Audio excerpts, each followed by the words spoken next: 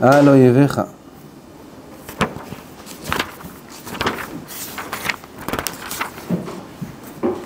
Untano Adonai Elohecha beyadecha veshavita shivyo. Kitetse la milchama, dit Chazal. La milchama, c'est la grande guerre, comme raconte le Chovot HaLevavot, qu'une fois il a vu venir de guerre toute une troupe avec leur commandant. Ils ont gagné les guerres, ils étaient contents. D'où vous venez, il leur a dit le chassid. On vient d'une grande guerre qu'on a gagnée. Il leur a dit, sachez que maintenant que vous rentrez en ville, c'est maintenant que commence la guerre. La vraie guerre. Quand la Torah parle de milchama, elle ne parle pas d'une milchama seulement quoi, avec des armes, avec des commandants, avec des tanks, avec des... C'est milchama. Milchamot, c'est Hachem ou c'est milchamot? Hachem ou c'est milchama? Hachem Gibor milchama. C'est Akadosh Baruch Hu qui fait les guerres. La vraie guerre pour laquelle on est venu dans ce monde. Parce qu'il faut se rappeler en vérité pourquoi on est dans ce monde.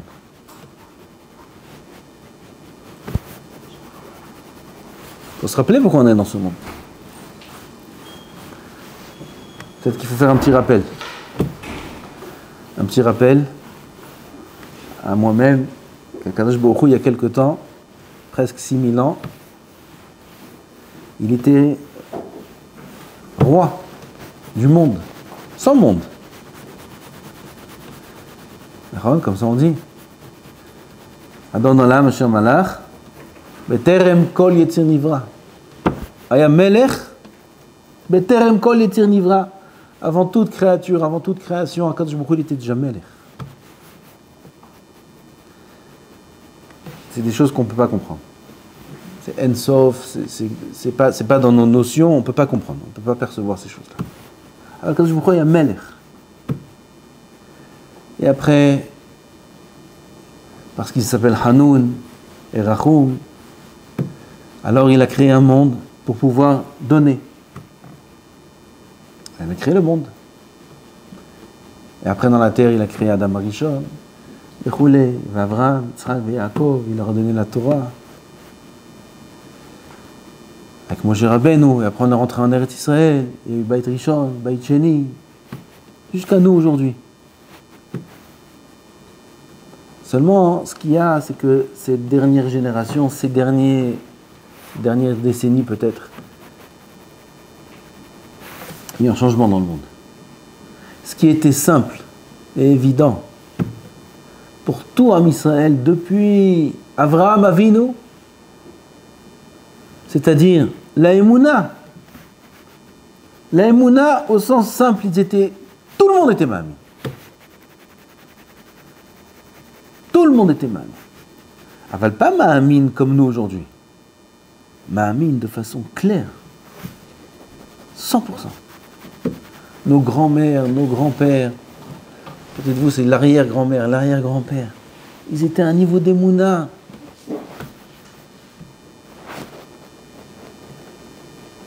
Là, dans la synagogue en face, il y a un qui s'appelait Naftali. Il est niftar l'année dernière, bidiouk l'année dernière. 1 an et 1 semaine. Ils ont fait Saskar la semaine dernière. C'est un Yehudi Pachout. Si on entend ce qu'ils ont raconté sur lui, moi je l'ai connu quand c'est fait. Je priais ici. Je Tzadik, Yehudi Pachout. Kourdi. Pachout. Alors, le rav de la synagogue, il m'a dit, et je partage son avis, que Alvaï, pourvu qu'avec tout le moussard qu'on va utiliser dans la vie, jusqu'à la fin de notre vie, on arrive au niveau simple d'Emouna qu'avait ce juif-là. Alvaï. C'est émettre la Amita Shel Torah. Alvaï. Avant, ils avaient une Emouna simple. Boré Olam. L'amour d'Hashem Yitbarach, l'amour de la Tfila, l'amour de la Torah, des Chachamim.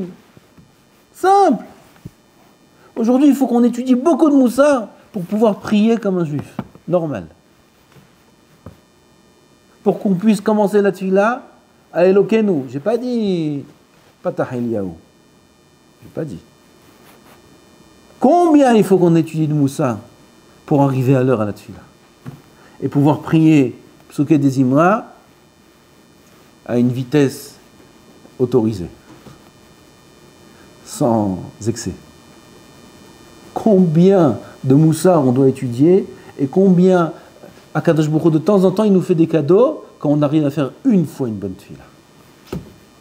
Chose qui était... C'était la vie de chaque juif simple. Il venait à l'heure, avant l'heure, il s'asseyait, il priait doucement. Mon beau-père, je le voyais, je le vivais. Une fois on était assis, c'est Ouda Shlichit. C'était quelqu'un de très, très, très respectueux. Très respectueux, un mâche. Il avait beaucoup de respect pour les autres, beaucoup de tact. Pourquoi je vous dis ça? Parce qu'une fois, Seouda Shlichit, il a fait quelque chose de bizarre. On est en pleine Seouda, et on n'a pas fini, on est en plein milieu. Il prend Maïm Aharonim, il prend son Patah Eliyahu, et fait Birkat Hamazon. Ça lui... Il en matim, là. Jamais il fait ça.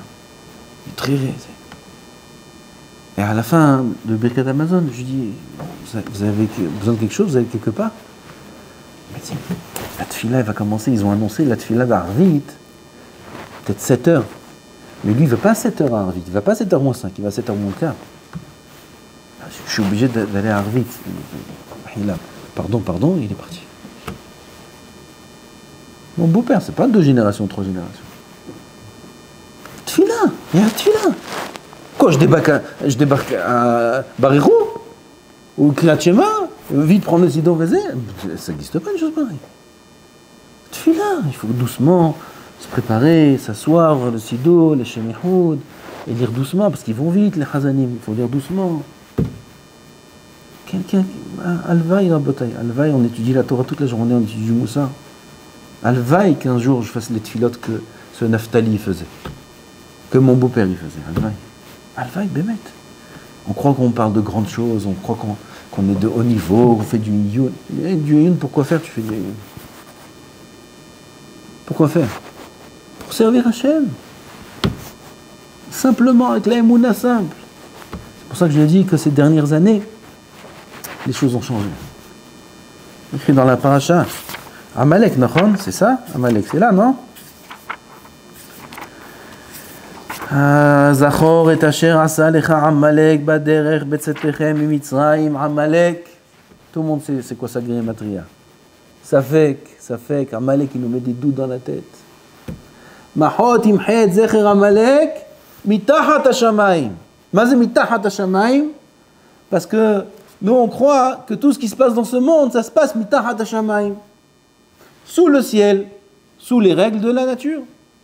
Sous le ciel, c'est le rakia, il y a le soleil, il y a les étoiles, il y a la mer, il y a toute la planète dans laquelle on se trouve. Et tout est dirigé par les règles de la nature. Ça, c'est ce qu'on appelle Tahat Hashamayim. Alors, s'il arrive une chose à une personne, si c'est une chose qui fait peur, il a peur de cette chose-là. Si une chose qui le réjouit, alors il se réjouit de cette chose-là.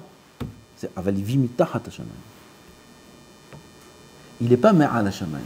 Il ne sait pas que En Kol Hadash Tahat Hashemesh, Tahat Hashamayim, il n'y a rien. Tout est dirigé par Me'al Hashamayim. Tout est dirigé par Boré Olam dans le ciel. S'il y a quelque chose qui doit me faire peur, c'est Akadosh Baruch Hu qui me l'amène. Comme il dit le Chinour, ce fameux Chinour là qu'il faut qu'on se répète, mais là que je le répète plein de fois, mais les élèves ils l'ont entendu déjà 2 fois. Alors je peux avoir un Chinour s'il vous plaît. Il y a ici le Chinour. Ou chez moi. Il y a la bidouque la même. Quelqu'un. Bête. Des choses simples, Rabotai. Il y a une mitzvah dans la Torah qui s'appelle Lotikom Velotitor. On n'a pas le droit de se venger. Ron, c'est un sourd de se venger.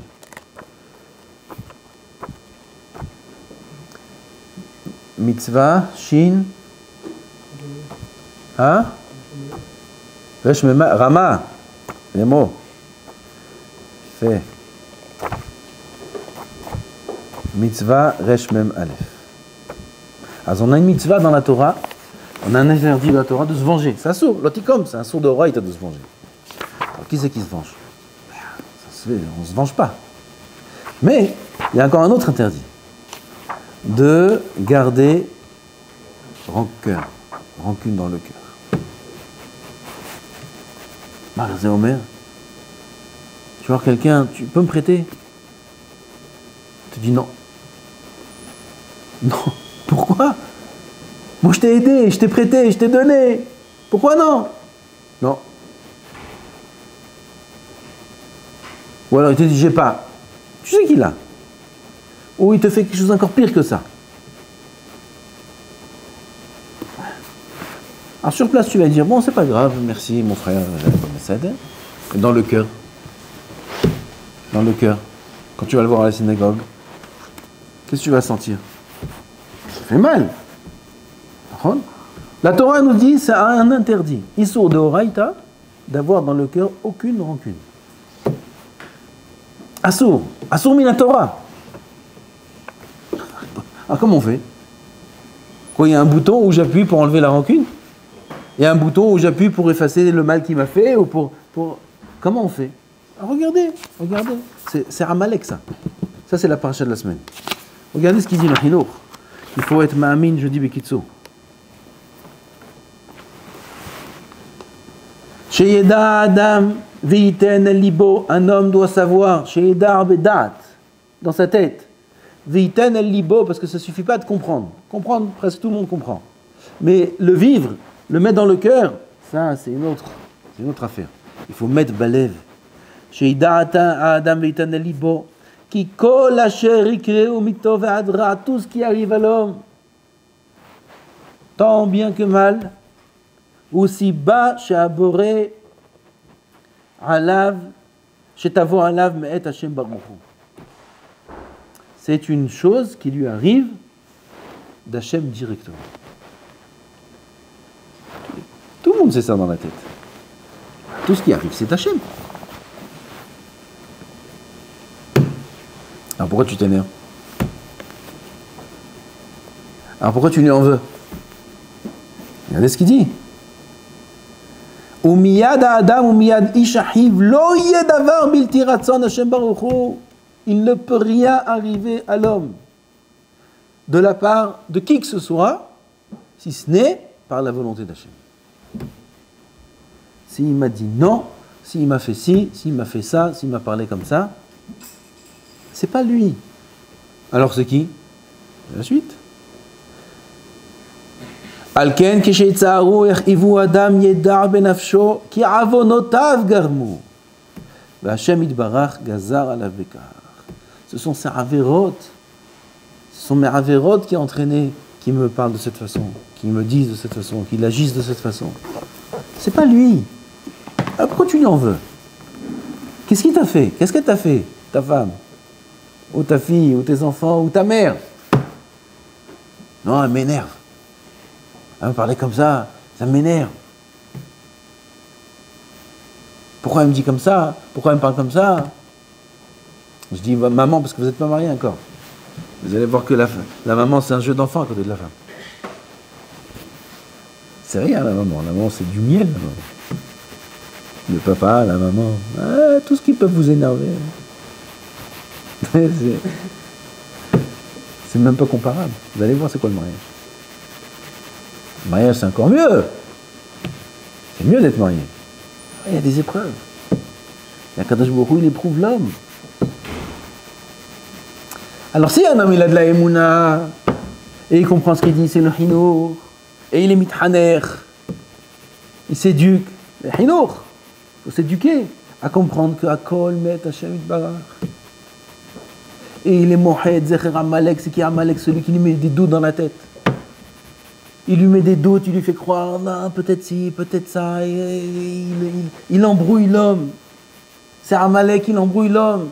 Mahotim hed zecher Amalek, efface le souvenir d'Amalek. D'où? Mitachat Hashamayim, parce qu'il c'est là-bas qu'il se trouve. Mais Al Hashamayim, il n'y a pas Amalek, mais Al Hashamayim, c'est Hashem itbarach. Quand on est connecté avec Hashem itbarach, il n'y a plus de doute. Il Il n'y a plus de safek, il n'y a plus de crainte, il n'y a plus de... Même nos joies, elles sont rattachées à Hachem. Même quand quelqu'un il a gagné beaucoup d'argent, ou il a une bonne nouvelle, il rattache tout à Hachem. C'est ni lui, ni l'un, ni l'autre. C'est Hachem Yitbarach. C'est Hachem Yitbarach. C'est ce que nous dit la Torah, Mahot imchet zecher Amalek. Tout ça, c'était pas shoot, c'était simple pour toutes les générations d'avant. Aujourd'hui, on est mes boulbalim aujourd'hui. Aujourd'hui, on est mes boulbalim. Chaque chose qui nous arrive, on a des doutes, on a des craintes, on a des angoisses. Les gens, ils sont tous angoissés. Ils sont tous avec des choses bizarres et il faut aller voir des...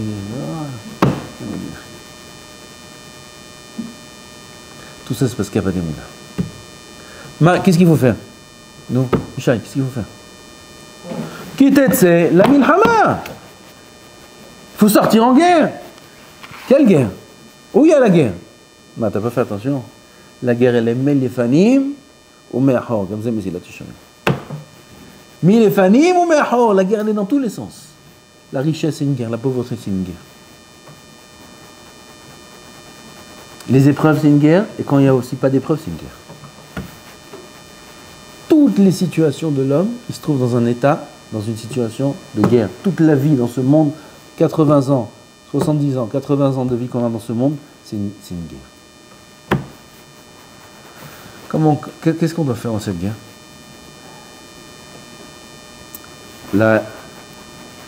Vaincre le Yetzer Hara, c'est entre nos mains? C'est impossible. C'est un malach, c'est un ange le Yetzer Hara. Même Rabbi Akiva, il est fort contre le Yetzer Hara. Rabbi Akiva, il y a plus que Rabbi Akiva. Même Rabbi Akiva, il a cru qu'il pouvait vaincre son Yetzer Hara, et le Yetzer Hara lui a montré qui il est. Il s'est mis là-bas sur un palmier, le Yetzer Hara, sous forme de femme, magnifique. Et il a mis dans le Rabbi Akiva un Yetzer Hara, qui est surnaturel. C'est pas un Yetzer Hara. L'histoire que la Gemara raconte, si vous la connaissez, c'est pas au sens simple. Comme si nous, on était à la place de Rabbi Akiva, on voit une femme sur un palmier, on va grimper sur le palmier. Avec la barbe. Avec le chapeau, il va tomber sur le... Avec le chapeau, on va grimper. Ça va pas la tête. Qu'est-ce qu'il y a une chose pareille?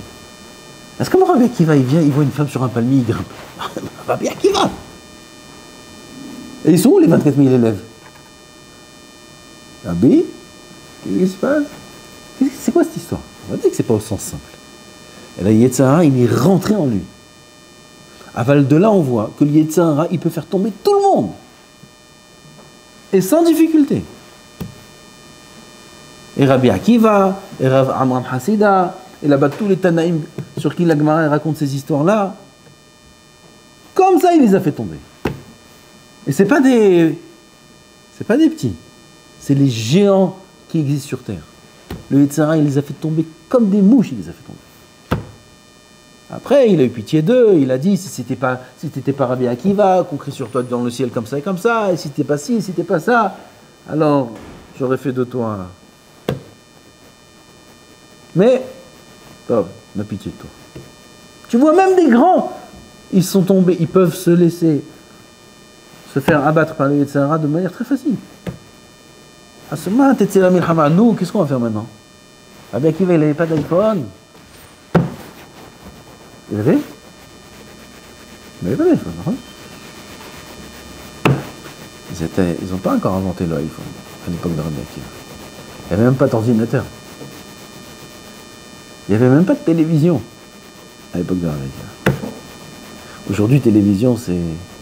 Je me rappelle, Rav Pilippus, il avait dit, quand ils ont inventé la télévision, il y a beaucoup d'années, les Gdolim, ils avaient dit que c'est la dernière arme du Yetzer Hara. Tellement que c'était... Vous savez, c'est quoi une télévision? Vous imaginez la différence dans la vie de l'humanité avant la télévision et après la télévision? Ça veut dire, avant, pour voir quelque chose, tu étais obligé d'y aller. D'accord? Voir quelque chose, voir un pays, tu es obligé d'aller dans ce pays. Voir un film, tu es obligé d'aller au cinéma. Télévision, c'est ils t'ont emmené tout le monde chez toi à la maison, avec tout ce que ça comporte. Quand ils ont inventé la télévision, ils disaient rapidement, les Gdolim, les plateaux là, toute la terre, elle a tremblé. Ils ont dit, c'est la dernière arme du Yetzer Hara, Mashiach il arrive. Ils sont trompés. Ils ne savent pas ce qu'il a encore, le Yetzer Hara. Il l'a inventé beaucoup pire que ça. Beaucoup pire que ça. Mais qui c'est qui pouvait s'imaginer que dans la paume de la main, on peut avoir toutes les torévotes du monde, toutes les saletés. Je ne sais même pas ce qu'il y a là-bas. À chaque fois, on me dit, si tu savais ce qu'il y a dans le monde. Je ne veux pas savoir. Aval, paraît-il qu'il y a des choses abominables. Abominables. Abominables. Terrible ce qu'il y a là-bas. Et tout ça, on peut avoir là, comme ça, dans la main. Tu fais ça, là, là, là, là, voilà. Tu y es. Quelqu'un a pensé qu'un jour, le Yetzer Hara arriverait à faire des choses pareilles. C'est pas que voir des choses interdites. C'est mettre l'homme dans un état qui est dans un état grave. Ils mettent des peurs dans la tête. Des jeunes, nos enfants, des jeunes qui sortent traumatisés. C'est pas stable. Et ça va encore. Il y a des projets encore. Il y a pas mal de projets encore. Il faut. Comment ça s'appelle? Bina Melachutit. Comment on dit en français? Bina Melachutit, intelligence artificielle. Il y aura des surprises, les amis. Des surprises, il y aura. Barminan. Ils veulent atrophier le cerveau humain. L'homme n'existe plus. Tu n'existes plus. C'est fini. Artificiel, il fait le travail pour toi. Heureusement, on n'a rien, on a des pages en papier, avec du bois, c'est fait avec du bois normal, on écrit avec des stylos, on est Azovoti. On a un téléphone caché, mais si on pouvait le jeter, ça aurait été magnifique. Sans téléphone, sans rien. Téléphone à touche, je pense. Laisse-moi dans la Torah, laisse-moi, je veux pas d'informations, je veux pas savoir ce qui se passe dans le monde. Laisse-moi vivre comme un humain normal, comme ont vécu mes Abraham, Yitzhak, laisse-moi vivre normalement. Heureusement qu'on a la Torah Kedosha, heureusement qu'on puisse encore rester des humains. Qu'on peut avoir un cœur normal et vivre normalement encore. Et pas être pris dans un tourbillon de moyens de communication et de tout ce qu'il y a aujourd'hui. Moi, Baruch Hashem, je suis dépassé. Depuis que je suis en Yeshiva, je suis dépassé. Mais on entend, là, je ne sais même plus ce qu'il y a. Mais on les voit. On voit des gens de 40 ans, de 50 ans, qui ne sont pas censés être comme ça. On les voit pendant Mincha, pendant Arvit. Ils sont plongés dans le téléphone pendant la Hazara et pendant la Hamida aussi. Des gens qui sont religieux, des gens qui sont bien, des gens qui ne devraient pas être là-bas. Je ne parle pas des jeunes de 15 ans, je parle de personnes qui ne devraient pas être là-bas. Quelqu'un qui a 50 ans aujourd'hui ne doit pas être avec son téléphone pendant la tchila, ça n'existe pas ça. C'est pas normal. Et tu le vois pendant la Hamida, et pendant la Hazara, et ils répondent aux messages. La bataille, je ne sais pas si vous me comprenez. Je ne sais pas si vous me comprenez. Je ne sais pas. C'est pas grave. C'est catastrophique. Le Yetzer Hara nous a tout pris, même la vie simple, même le judaïsme, au sens simple, être un Yehudi normal, il nous a pris. Un juif normal. Normal. Même ça, il nous a pris. Vous vous rendez compte de la génération? Comment on fait? Alors, non, tu n'as pas répondu encore. Qu'est-ce qu'on fait? Réponse, Ki tetse la milhama. Tetse. Lo amarnu tilahem. Lo amarnu, tu le frappes. On n'a pas dit gagne. On n'a pas dit que tu dois. Sors en guerre. Sors en guerre. Et alors quoi? Makatouv. Il y a deux qui t'étaient. Qui t'étaient la milchama. Untano Adonai Elohecha beyadecha. Akadosh Baruch Hu, il va te le mettre dans ta main. Dans ta main, dans ta poche, c'est quoi dans ta main? Prends dans ta main. C'est quoi la main? C'est une Gemara qui dit, il y a plusieurs Gemarotes. Il y a une Gemara qui dit déjà, Ashremi Shebal Ekan Vetalmudo Beyado. Quand est-ce qu'Akadosh Baruch Hu va te mettre le Yetzer Hara dans ta main? Si Talmudo Beyado. Au Davar, il y a écrit que Adam Asou il Mashmesh Bekiso Kol Shara. Comme ça écrit dans Baba Metzia. Un homme il cherche dans sa poche Kol Shara. Qu'est-ce qu'il cherche dans sa poche? Il y a un autre Hazal qui dit qu'il y avait un Chacham qui a répété la Gemara ou le Limoud tellement de fois, c'était à ses yeux comme si c'était posé dans sa poche. Tellement il a étudié la Torah fort que c'était comme si c'était dans la poche. Et qu'est-ce qu'on fait dans la poche? On est memashmesh. Et avec quoi on est memashmesh? Avec la main. Quand est-ce qu'Akadosh Baruch Hu donne le Yetzer Hara dans la main de l'homme? Si la Torah elle est dans sa main. On étudie la Torah. Et quelle Torah? Pas que la Torah de Baba Kama. La Torah du Moussar. On étudie du Moussar tous les jours. Étudier du Moussar, ça s'appelle la Tzet la Milhama.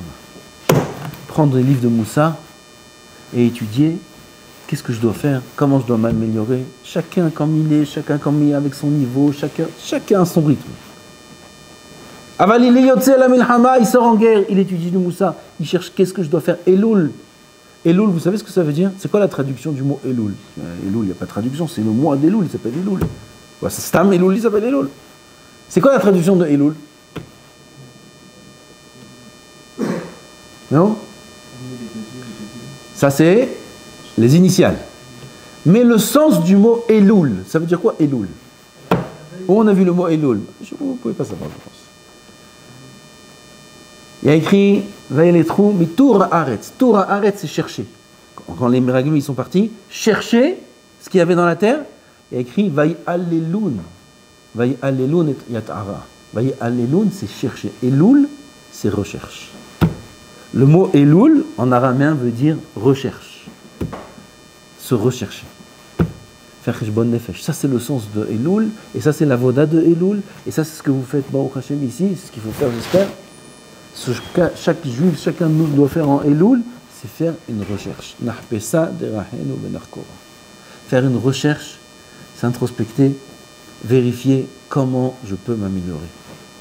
Comment je peux être une meilleure version de moi-même. Comment je peux m'améliorer. Ça c'est Elul. Faire Heshbon Nefesh. Et Rabotai, en Elul, je crois que j'ai beaucoup dépassé. En Elul, Rabotai, allez Karim, on peut atteindre, comme je vous ai dit hier, des choses qu'on ne peut jamais atteindre de la vie. On peut atteindre des grandes choses, il faut juste demander. On peut faire des grands changements en soi très facilement. Il faut prier Hachem Yitbarach, il faut lui demander. Donne-moi la possibilité d'être un tzaddik, de changer, de moins être attiré par ce Yetzer Hara ou ce Yetzer Hara, de plus t'aimer, de plus être attaché à toi. Chacun il doit demander tout ce qu'il doit demander. Il faut demander en Elul et on peut tout changer en Elul, Rabotai. C'est maintenant, c'est l'occasion, c'est les soldes. C'est maintenant. On peut tout effacer comme en Elul. On a plein d'avérotes, vous savez. Vous savez qu'on a des avérotes? Combien? 2, 3. On a chaque instant. Non, je ne vais pas vous embrouiller. Plein. On commence à faire les calculs. Il faut rester Bessimra.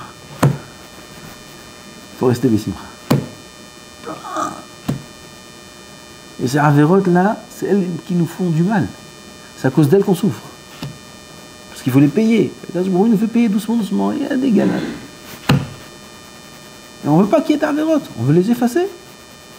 Mais Hok Berachamecha Rabim, Kol Shitre, Havotenu. Quand est-ce qu'on va dire ça là? Rosh Hashanah Nachon? Avinu Malkenu. Mais Hok Berachamecha Rabim, Kol Shitre, Havotenu. Vous savez ce que ça veut dire ça?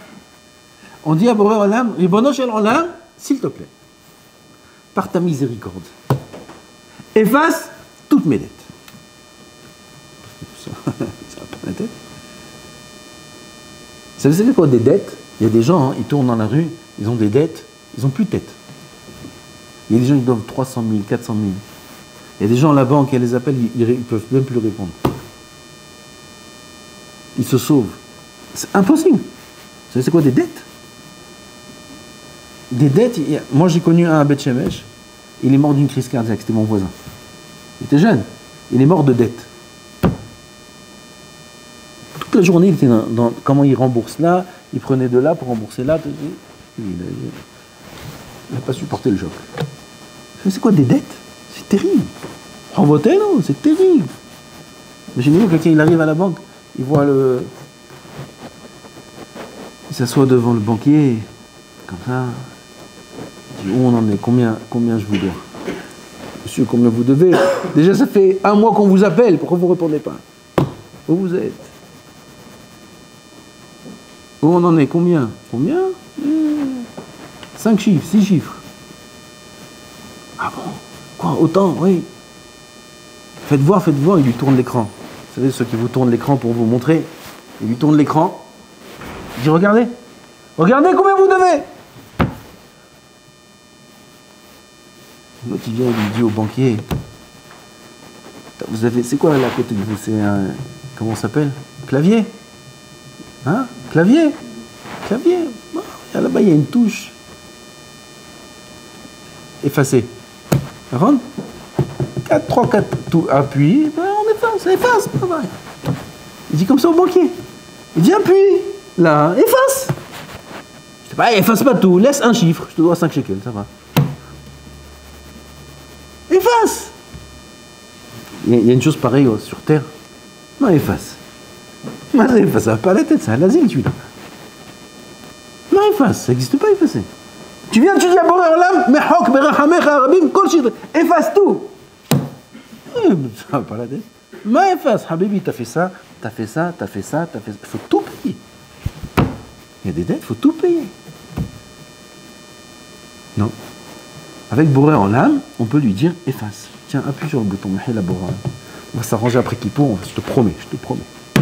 On va s'arranger, je vais tout arranger. Efface. Efface tout. Alors celui qui y croit, celui qui est Ma'amin Be'emunah Shlema Kakadosh Baruch Hu, il peut effacer. Alors il lui efface. Kakadosh Baruch Hu, il efface tout. À qui? À celui qui est Ma'amin. À celui qui montre qu'il est conscient. À celui qui cherche à s'améliorer. Ça c'est Elul. C'est le moment Rabotai. Faire Cheshbon Nefesh. Faire Tchouva, chacun à son niveau. Bevadaï, tout dans la simcha. Il faut rester saméach à 100%, 24 heures sur 24, 7 jours sur 7, même pendant Rosh Hashanah, même pendant le din, toujours il faut être saméach. Il faut être saméach, il faut travailler. Il faut profiter de cette période-là pour s'améliorer, pour changer. Akadosh Baruch Hu, il peut nous aider. Akadosh Baruch Hu, Ya'azor lekulanu, v'nizke lektiva v'chativa tova. Amen.